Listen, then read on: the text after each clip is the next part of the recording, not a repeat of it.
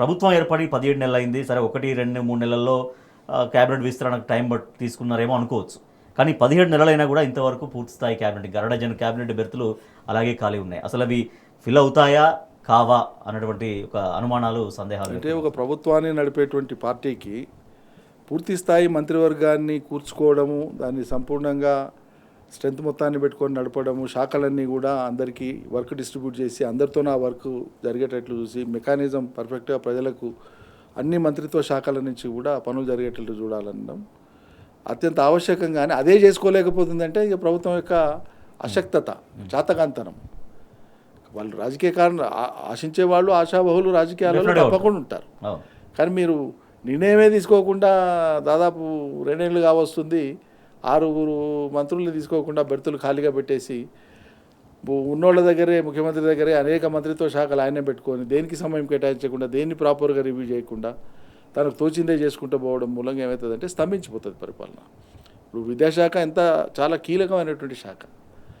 విద్య అనేటువంటిది చాలా కీలకమైనటువంటి, ఆ విద్యాశాఖకు సంపూర్ణంగా టైం కేటాయించేటువంటి వాళ్ళు, విద్య మీద అవగాహన ఉండేటువంటి వాళ్ళు, ఆ రంగం మీద అవగాహన ఉండేటువంటి వాళ్ళు మంత్రిత్వ శాఖ నిర్వహిస్తూ ఉంటే క్యాబినెట్ మొత్తంగా కూడా బాధ్యత తీసుకుంటాయి ఏమైనా డెసిషన్స్ వచ్చినప్పుడు. అసలు డే టు డే అఫేర్స్ ఎవరికి మొర పెట్టుకోవాలనో, ఆ టీచర్లు కానీ, లెక్చరర్లు కానీ, యూనివర్సిటీ ప్రొఫెసర్లు కానీ, విద్యార్థులు కానీ, ఆ విద్యారంగానికి సంబంధించిన నిపుణులు కానీ, వైస్ ఛాన్సలర్స్ కానీ, ఎవరికి మొర పెట్టుకోవాలో, ఎవరికి ఏ విషయం చెప్పుకోవాలో ఏమీ లేదు. అన్ని కాన్సన్ట్రేట్ అయింది, పవర్ అంతా కాన్సన్ట్రేట్ అయిపోయింది, ముఖ్యమంత్రి దగ్గర కేంద్రీకృతం అయిపోయింది. ఇది కూడా సహజంగానే ఇతర శాసనసభ్యులకు కానీ, ఇతర మంత్రులకు కానీ ఇది రుచించదు. పవర్ అనేది డీసెంట్రలైజ్ కావాలి, ఒక్కరి దగ్గరే మొత్తం పవర్ పెట్టుకోవడం కాదు.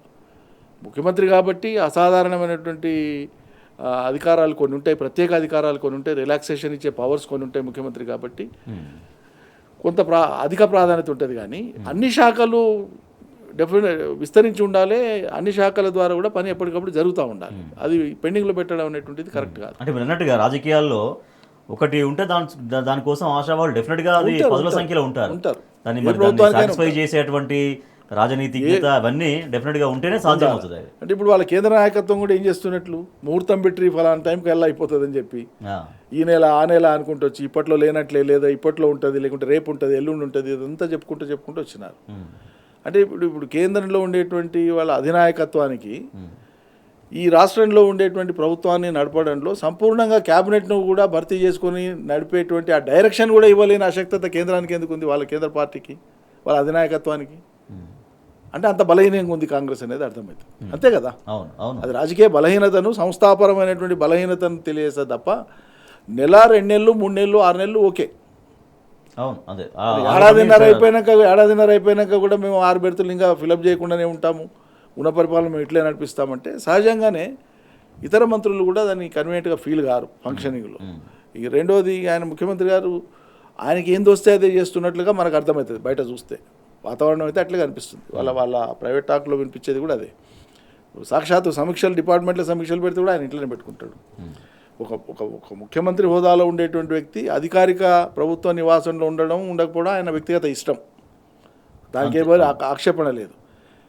కానీ ఫంక్షనింగ్ ఎట్లా? నువ్వు ప్రైవేట్ ఇంట్లో ఉండకుంటే నీ బుద్ధితో ఉండు, గవర్నమెంట్ బంగ్లాలో ఉండు, లేకుంటే ప్రైవేట్ ఇంట్లో ఉండు, లేకుంటే నెలకో ఇంట్లో మార్కు, ఎవరికి ప్రజలకి పట్టిన విషయం కాదు అది.